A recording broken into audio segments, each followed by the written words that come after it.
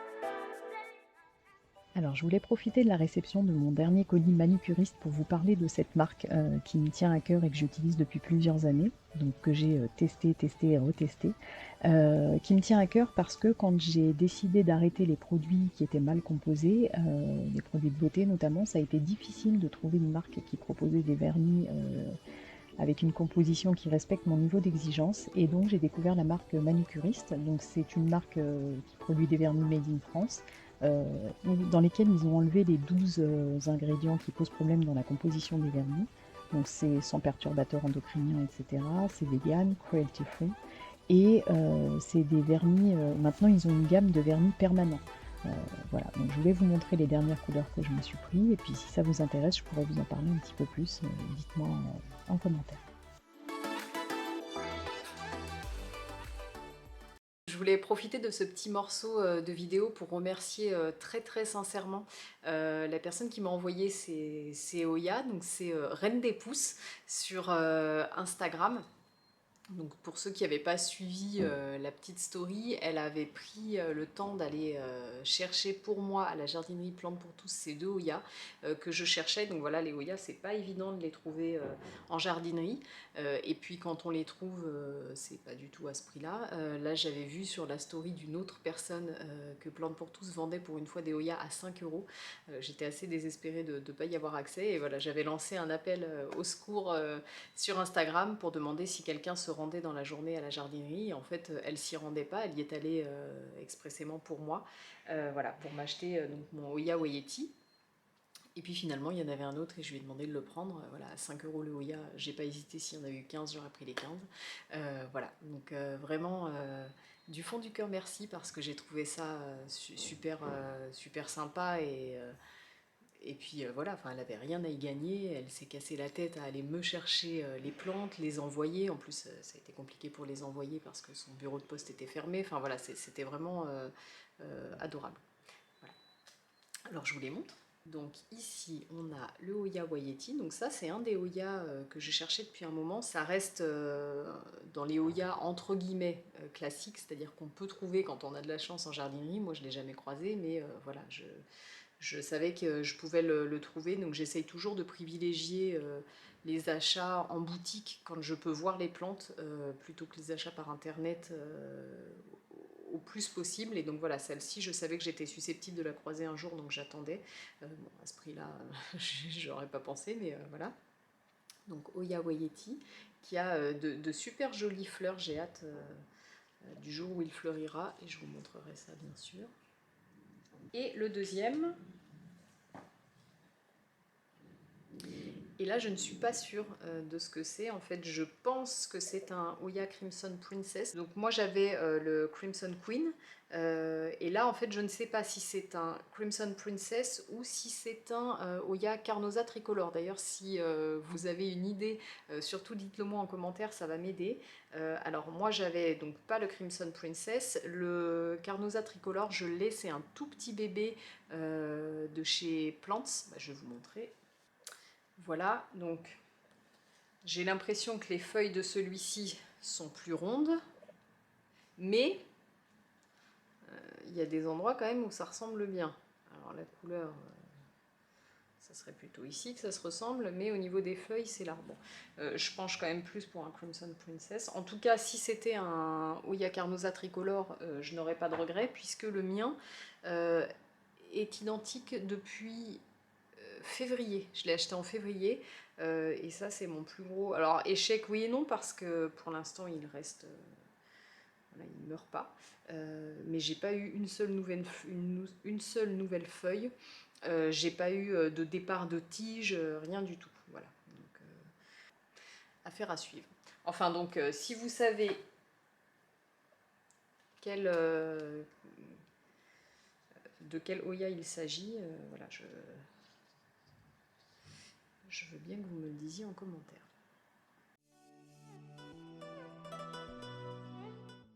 Alors cet été, j'ai aussi pris le temps de rempoter mes bébés Alocasia, donc ce Cupreae Red Secret que j'avais mis en perlite vermiculite, et puis un bébé Zebrina, qui était un bulbi issu de ma plante mère, que j'avais fait pousser également en perlite vermiculite. Donc celui-ci, le Cupreae Red Secret, c'est un gros sauvetage. Si vous vous rappelez, c'est une plante que j'avais achetée sur le Bon Coin, qui était arrivée racinée et en terre, toute petite, et que j'avais retrouvée quasiment morte quelques jours après, donc je l'avais basculée en perlite vermiculite. C'est le moment pour les passer tous les deux en substrat.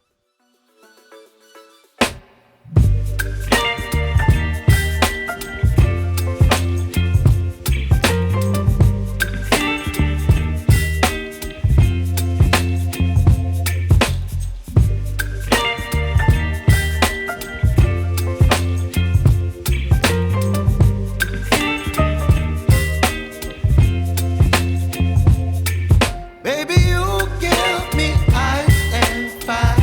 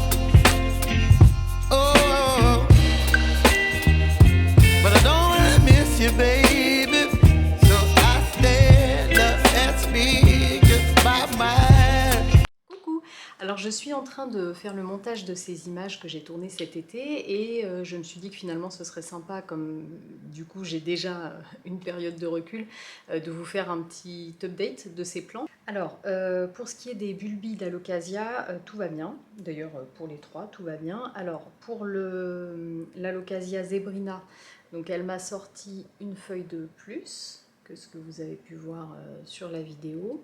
Alors quand je l'ai rempotée, donc elle avait 2 feuilles et peu de temps après le rempotage, elle s'est mise à avoir une feuille qui jaunissait et le bout de l'autre, enfin je voyais que ça n'allait pas très bien. Du coup je l'ai mise dehors en me disant, je me suis dit que peut-être le jaunissement c'était parce que ça séchait pas bien. Bon, je me suis dit en même temps, c'est quand même une plante tropicale, ici il fait chaud, je la mets dehors. Et ça lui a très bien réussi, ça a arrêté de jaunir et elle m'a sorti une nouvelle feuille. Donc voilà, c'était un petit peu jaune comme ça. Et là, bon, de toute façon, la nouvelle, on voit la taille, ça commence à grandir, c'est pas mal. Voilà, bon ça, je suis super fière parce que vous connaissez mon amour pour ma zebrina. Et puis, ben voilà, c'est un bulbi que j'ai récupéré dessus. Si pour ceux qui me suivent depuis le début, c'était dans mes tout premiers rempotages. Je pensais avoir cassé une racine et en fait c'était un bulbi qui s'était décroché. Il était tout petit, je pensais pas que ça prendrait et le voilà. Donc je suis super contente et puis je pense qu'il est probable que je le remette dans le même pot que ma grosse zébrina pour le refournir un petit peu. Enfin voilà. Ah oui, et alors au niveau des racines, bon, c'est pas évident à vous montrer, mais bon voilà, ça s'est bien installé. De toute manière, là, ces images, je vous les ai tournées, ça doit faire 1 mois et demi, ça devait être début juillet, ouais, presque 2 mois, donc voilà, bon, ça s'est bien installé, il y a une nouvelle feuille, celle-ci, elle est partie, donc là, je vais la laisser dehors, je pense tout l'été, enfin l'été est bientôt fini.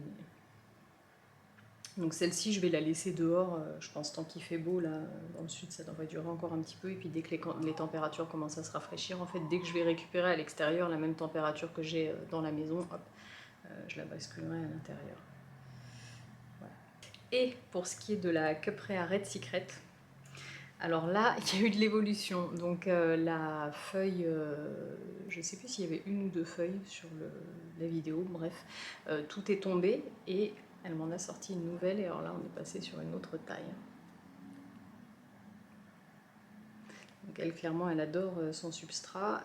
J'ai fait le lacet intermédiaire que propose Jungle Eden et voilà, vous allez voir les racines, vraiment elles s'y plaisent beaucoup. J'ai des radicelles, ça a colonisé le fond du pot et d'ailleurs je pense, bon là il y a encore de la marge mais quand même ça commence à bien se faire. Je pense qu'il faudra peut-être que je lui donne un pot un petit peu plus grand avant l'hiver, on va voir comment ça continue. Enfin bon voilà, en tout cas magnifique. Donc celle-ci elle revient de loin hein, quand même parce que je l'ai achetée à un particulier sur le Bon Coin par correspondance. Elle a voyagé, elle a failli mourir. J'avais plus de feuilles du tout. Enfin, il restait une feuille qui allait très mal. J'ai mis le bulbe en permiculite. La feuille est tombée. Et voilà, quand elle est ressortie, ça m'a ressorti une toute petite feuille. Enfin, vraiment, j'y croyais pas. Et d'un coup, j'ai cette grosse feuille qui est apparue.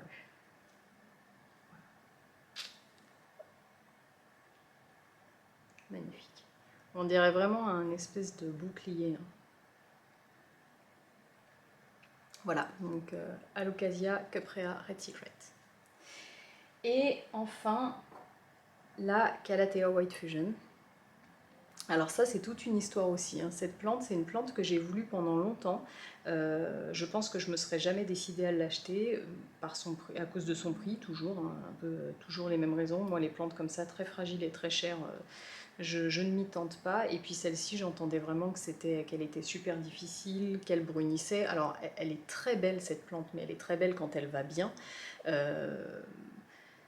Par contre, quand elle est avec les bords bruns, etc., c'est pas joli du tout. Et puis vraiment sur le blanc, ça ressort beaucoup. Donc c'est une plante qui me faisait peur.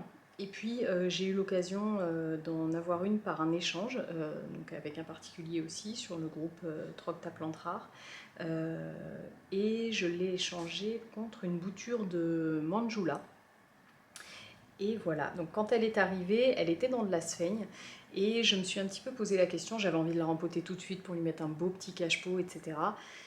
Mais bon, je me suis dit, j'ai plutôt écouté la raison et je me suis dit que j'allais la laisser. Elle n'avait pas beaucoup de racines et puis je me suis dit, bon, si elle se plaît en Sphène, je vais la laisser un petit peu juste le temps qu'elle se remette du voyage et on avisera. Et puis en fait, ben, c'est pareil, c'était à peu près au même moment, donc ça doit faire à peu près 1 mois et demi qu'elle est à la maison. Et là, elle a bien raciné. Alors, je sais pas si à la caméra je pourrais vous montrer ça. Oh si, voilà. Voilà, donc elle m'a fait pas mal de racines. Et voilà, il faut que je la rempote. Ben, j'ose pas trop, donc pour l'instant j'attends. J'ai un peu peur en fait, les calatéas, ça me fait toujours peur de les rempoter, qu'elles aillent mal, qu'elles deviennent moches d'un coup. Voilà, il va falloir que je le fasse et il va surtout falloir que je le fasse avant qu'il commence à faire froid. Mais bon, j'attends un peu, pour l'instant je profite du fait qu'elle soit très jolie. Regardez-moi le dessin sur les feuilles. C'est quand même quelque chose, hein, cette plante.